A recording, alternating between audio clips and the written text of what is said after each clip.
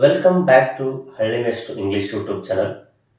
ಇವತ್ತಿನ ಒಂದು ಕ್ಲಾಸಲ್ಲಿ ಕಂಪ್ಲೀಟ್ ಅಂತಂದ್ರೆ ತುಂಬಾ ಸಿಂಪಲ್ ಆಗಿರ್ತಕ್ಕಂಥ, ಬೇಸಿಕ್ ಆಗಿರ್ತಕ್ಕಂಥ, ಅಷ್ಟೇ ಈಸಿ ಆಗಿರ್ತಕ್ಕಂಥ ಸೆಂಟೆನ್ಸ್ ಕನ್ಸ್ಟ್ರಕ್ಷನ್ ಅನ್ನು ಈ ಒಂದು ವಿಡಿಯೋದಲ್ಲಿ ನಾನು ಹೇಳ್ಕೊಡ್ತೀನಿ. ಯಾವುದೇ ಒಂದು ವರ್ಡ್ ಬಗ್ಗೆ ಆಗ್ಲಿ, ಆಕ್ಷನ್ ವರ್ಡ್ ಬಗ್ಗೆ ಆಗ್ಲಿ ತಲೆ ಕೆಡಿಸ್ಕೊಳ್ಳೋದು ಬೇಡ. ಓಕೆನಾ?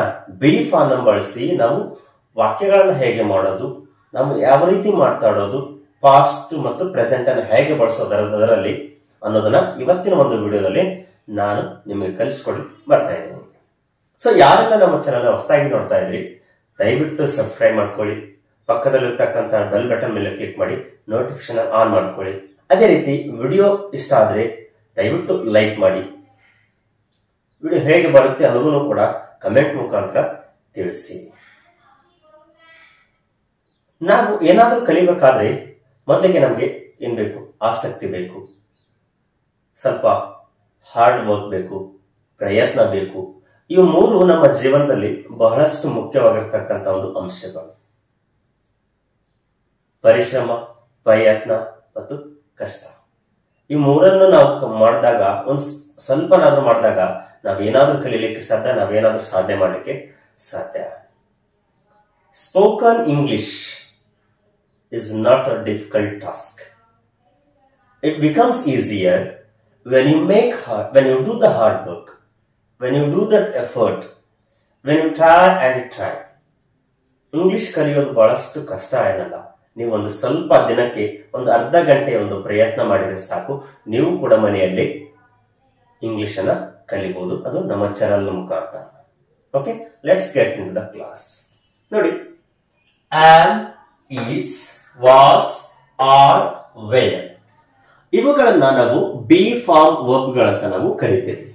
ಅಂದ್ರೆ ಇವುಗಳನ್ನ ನೇರವಾಗಿ ಬಳಸಿ, ಯಾವುದೇ ಆಕ್ಷನ್ ವರ್ಡ್ ಇಲ್ದೇನೆ ನೌನ್ ಗಳನ್ನ ಬಳಸಿ ನಾವು ವಾಕ್ಯಗಳನ್ನ ಮೂಡಬಹುದು. ಆಮ್ ಮತ್ತು ಈಸ್, ಆರ್ ಈ ಮೂರು ಪ್ರೆಸೆಂಟ್ ಬಿ ಫಾರ್ಮ್ ವರ್ಬ್ ಗಳಂತ ನಾವು ಕರಿತೇವೆ. ಅಂದ್ರೆ ಈಗ ಸದ್ಯ ಏನಿದ್ದೇವೆ ಅಂತ ಹೇಳಿಕ್ಕೆ ನಾವು ಇವುಗಳನ್ನ ಬಳಸ್ತೇವೆ. ವಾಸ್ ಮತ್ತು ವೇರ್, ನಾವು ಹಿಂದೆ ಏನಿದ್ವಿ, ಅವರು ಏನಿದ್ರು, ಅವನು ಏನಿದ್ದ ಹಿಂದೆ ಅಂತ ಹೇಳಲಿಕ್ಕೆ ನಾವೇನ್ ಮಾಡ್ತೀವಿ? ವಾಸ್ ಮತ್ತು ವೇರ್ ಅನ್ನ ಬಳಸ್ತೇವೆ. ಆಮ್ ಮತ್ತು ಈಸ್ ಅನ್ನ ಸಿಂಗ್ಯುಲರ್ ಒಬ್ಬರೇ ಇದ್ದಾಗ ನಾವು ಬಳಸ್ತೇವೆ.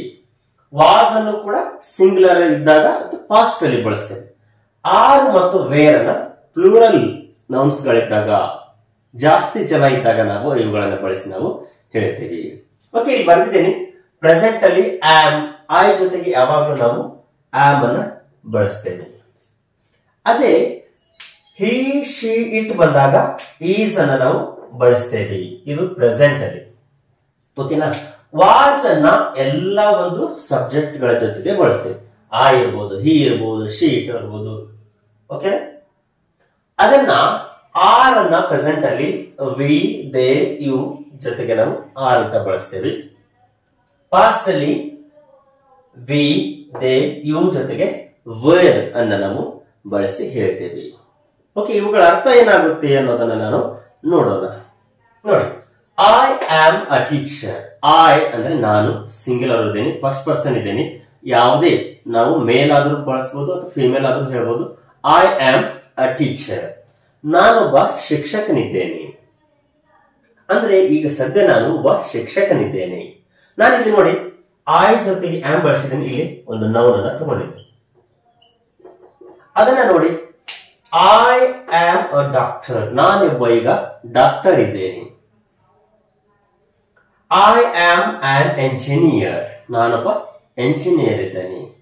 ವಾಟ್ ಆರ್ ಯು ಅಂತ ಕೇಳಿದಾಗ, ನೀವೇನಿದ್ದೀರಿ ಅಂತ ಕೇಳಿದಾಗ ನಾವು ಈ ರೀತಿಯಾಗಿ ಹೇಳ್ಬೇಕು. ಏನಂತ? ಐ ಆಮ್ ಅ ಟೀಚರ್, ನಾನೊಬ್ಬ ಶಿಕ್ಷಕನಿದ್ದೇನೆ.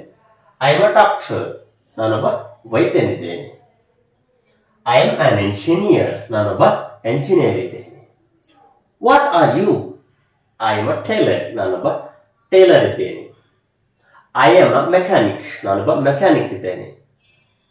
ಐ ಆಮ್ ಅ ಬ್ಯಾಂಕರ್, ನಾನೊಬ್ಬ ಬ್ಯಾಂಕ್ ನಲ್ಲಿ ವರ್ಕ್ ಮಾಡ್ತಕ್ಕಂಥ ಕೆಲಸ ಇದ್ದೇನೆ. ಐ ಆಮ್ ಅ ಕ್ಯಾಶಿಯರ್, ನಾನೊಬ್ಬ ಕ್ಯಾಶಿಯರ್ ಇದ್ದೇನೆ. ನಾನು ಏನಿದ್ದೇನೆ ಅಂತ ಈಗ ಪ್ರೆಸೆಂಟ್ ಅಲ್ಲಿ ಈಗ ಸದ್ಯ ಹೇಳಿಕ್ಕೆ ನಾನು ಏನ್ ಮಾಡ್ತೇನೆ? ಆಮ್ ಅನ್ನ ಬಳಸಿ ಹೇಳ್ತೀವಿ. ಅದನ್ನ ಹಿ ಈಸ್ ಬಂದಾಗ ಏನಂತ ಬಳಸ್ತೀವಿ? He is a doctor. ಹಿ ಅನ್ನೋದು ಥರ್ಡ್ ಪರ್ಸನ್, ಮತ್ತೊಬ್ಬ ವ್ಯಕ್ತಿ ಒಬ್ಬನೇ ಇದ್ದಾಗ ನಾವು ಹಿ ಅಂತ ಬಳಸಿ ಹೇಳ್ತೇವೆ. He is a teacher. ಅವನೊಬ್ಬ ಶಿಕ್ಷಕನಿದ್ದಾನೆ. He is a doctor. ಅವನು ಒಬ್ಬ ಡಾಕ್ಟರ್ ಇದ್ದಾನೆ. It is a cow. ಇದು ಒಂದು ಆಕಳಿದೆ. He is an engineer. What he is? He is an engineer. ಅವನೊಬ್ಬ ಎಂಜಿನಿಯರ್ ಇದ್ದಾನೆ. ನೋಡಿ ಎಷ್ಟು ಸಿಂಪಲ್ ಆಗಿರ್ತಕ್ಕಂಥ, ಬಹಳಷ್ಟು ಬೇಸಿಕ್ ಆಗಿರ್ತಕ್ಕಂಥ ವಾಕ್ಯಗಳನ್ನ ನಾನು ಹೇಳ್ಕೊಡ್ತಾ ಇದ್ದೀನಿ. ಇದೇ ರೀತಿ ನೀವು ಕೂಡ ಮನೆಯಲ್ಲೇ ಪ್ರಾಕ್ಟೀಸ್ ಮಾಡ್ತಾ ಹೋಗಿ. ಇದನ್ನ ಪ್ರಶ್ನೆ ಹೇಗೆ ಮಾಡೋದು? ಆಮ್ ಅಂತ ಮೊದಲಿಗೆ ತಗೊಳ್ಳಿ. Am I a teacher? ನಾನೊಬ್ಬ ಟೀಚರ್ ಇದ್ದೇನಾ? Am I a doctor? ನಾನೊಬ್ಬ ಡಾಕ್ಟರ್ ಇದ್ದಾನ? Am I an engineer? ಇದನ್ನ ನೋಡಿ ಇಲ್ಲಿ ಮೊದಲಿಗೆ ಬಳಸಿ. Is he a teacher? ಅವರು ಟೀಚರ್ ಇದ್ದಾರಾ? Is she a doctor? ಅವಳೊಬ್ಬ ಡಾಕ್ಟರ್ ಇದ್ದಾಳ? Is it a cow? Is it a cow? ಇದೊಂದು ಆಕಳು ಇದೆಯಾ? Is he an engineer? ಅವನೊಬ್ಬ ಎಂಜಿನಿಯರ್ ಇದ್ದಾನ? ಈಗ ಪ್ರೆಸೆಂಟ್ ಅಲ್ಲಿ ಮಾತಾಡಿದ್ವಿ. ಇದನ್ನ ನಾನು ಹಿಂದೆ ಶಿಕ್ಷಕನಿದ್ದೆ, ಇದ್ದೆ, ಈಗ ಬೇರೆ ಇದ್ದೇನೆ ಅಥವಾ ಬೇರೆ ಒಂದು ಕೆಲಸ ಮಾಡ್ತಾ ಇದ್ದೇನೆ ಅಂತ ಅರ್ಥ. ಇದನ್ನ ಹೇಗೆ ಹೇಳೋದು ನೋಡಿ.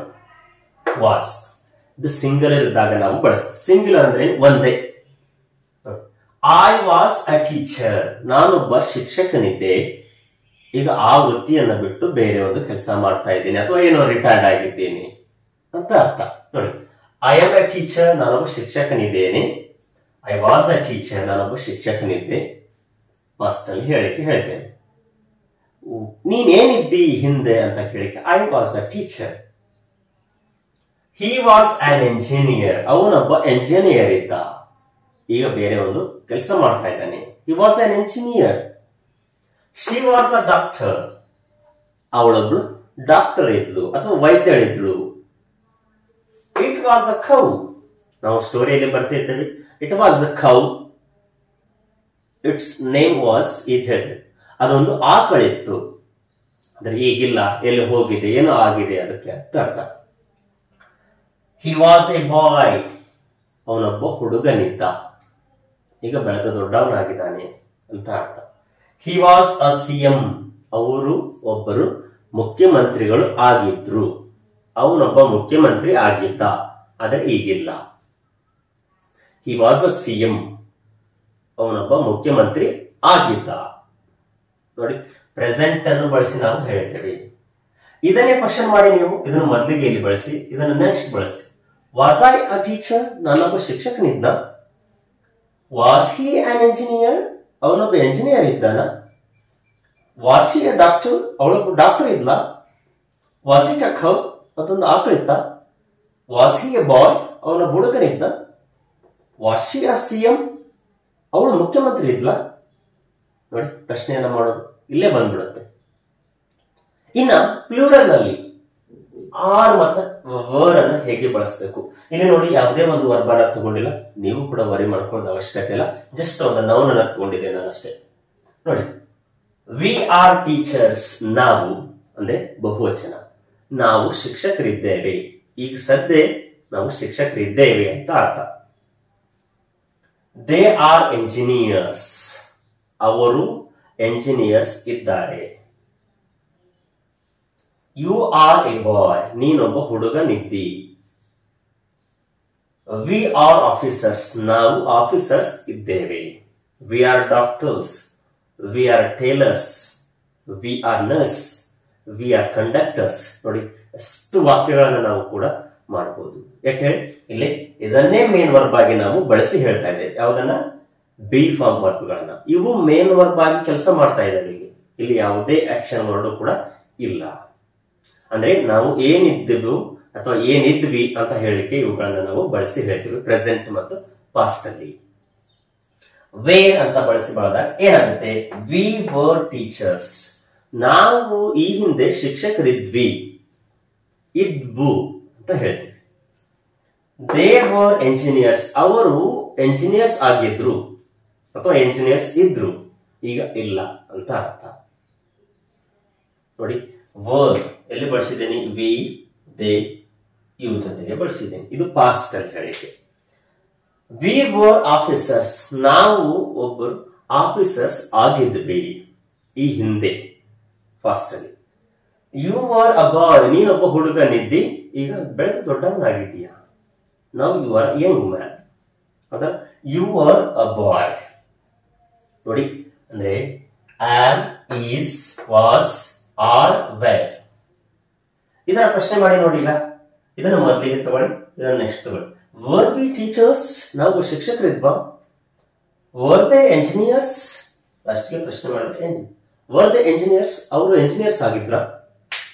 Var we officers, were you a boy, ನೀನು ಹುಡುಗನಿದ್ದೀಯಾ. ಇವುಗಳನ್ನ ಪ್ರಶ್ನೆನೂ ಕೂಡ ಮಾಡಬಹುದು, ಅಂದ್ರೆ ಪಾಸಿಟಿವ್ ಸೆಂಟೆನ್ಸ್ ಅನ್ನು ಕೂಡ ನಾವು ಮಾಡಬಹುದು. ಸೊ ಇವತ್ತಿನ ಒಂದು ತರಗತಿಯಲ್ಲಿ ಆಮ್, ಈಸ್, ಆರ್ ಮತ್ತು ವೇರ್ ಅನ್ನ ಯಾವ ರೀತಿಯಾಗಿ ಬಳಸಬೇಕು, ಯಾವ ಒಂದು ಸಬ್ಜೆಕ್ಟ್ ಗಳ ಜೊತೆಗೆ ಬಳಸಬೇಕು, ಯಾವುದೇ ಒಂದು ಆಕ್ಷನ್ ವರ್ಡ್ ಇಲ್ದೇನೆ ಅನ್ನೋದನ್ನ ನಾವು ಕಲ್ತ್ವಿ. ಸೊ ಹಾಗಾದ್ರೆ ಕೆಲವೊಂದಿಷ್ಟು ವಾಕ್ಯಗಳನ್ನ ನಾನು ಹೇಳ್ತಾ ಹೋಗ್ತೀನಿ, ನೀವು ಅವುಗಳನ್ನು ಕಮೆಂಟ್ ಮುಖಾಂತರ ಮಾಡಿ ತಿಳಿಸಿ. ಅವನು ಒಬ್ಬ ಮೆಕ್ಯಾನಿಕ್ ಇದ್ದಾನೆ. ಅವಳು ಒಬ್ಬಳು IAS ಆಫೀಸರ್ ಇದ್ದಾಳೆ. ಅವನು ಆ ರಾಜ್ಯದ ಮುಖ್ಯಮಂತ್ರಿ ಇದ್ದಾನೆ. ಅವರು ಸೈನಿಕರು ಇದ್ರು. ನಾವು ರೈತರು ಇದ್ದೇವೆ.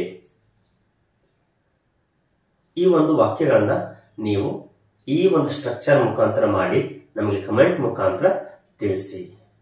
ಸೊ ಇದೇ ರೀತಿ ಮತ್ತು ನಾಳೆ ಒಂದು ವಿಡಿಯೋದಲ್ಲಿ ಹೇಗೆ ಅಂದ್ರೆ ಸಿಂಪಲ್ ಆಗಿರ್ತಕ್ಕಂಥ ಸ್ಪೋಕನ್ ಇಂಗ್ಲಿಷ್ ಸ್ಟ್ರಕ್ಚರ್ ಗಳನ್ನ ಹೇಳ್ಕೊಳ್ಳಿ ಬರ್ತೀನಿ. Until have a nice day. Thank you.